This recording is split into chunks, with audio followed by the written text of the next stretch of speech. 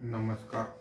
मी Shridhar Kulkarni, MP registered mutual fund distributor, ARA number 1764. आज आपल्याला भारतीय शेअर बाजारात काय घडामोडी घडल्या या संदर्भात थोडक्यात माहिती सांगणार आहे. आज सकाळी शेअर मार्केट सुरू झाल्यावर तेजी होती. दुपारी 12 नंतर मात्र घसरण सुरू झाली. तरीसुद्धा मार्केट बंद होताना सेन्सेक्स हा 131 पॉईंटने वाढून 77,185 वर बंद झालेला आहे. निफ्टी हा 26 पॉईंटने वाढून 24,078 वर बंद झालेला आहे. आजच्या कामकाजामध्ये BSE कॅपिटल गुड्स इंडेक्स 1.27% वर आहे. BSE कंझ्युमर ड्युरेबल इंडेक्स 0.76% वर आहे.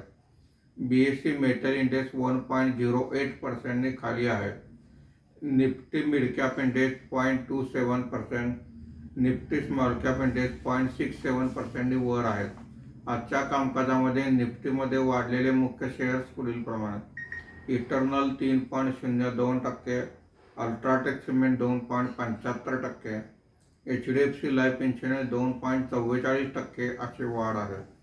आज निफ्टीमध्ये घसरलेले मुख्य शेअर्स पुढील प्रमाणे: पॉवर ग्रिड कॉर्पोरेशन आणखी हिंदाल्को प्रत्येकी 1.90%, L&T 1.68%, JSW स्टील 1.67% अशी घसरण आहे.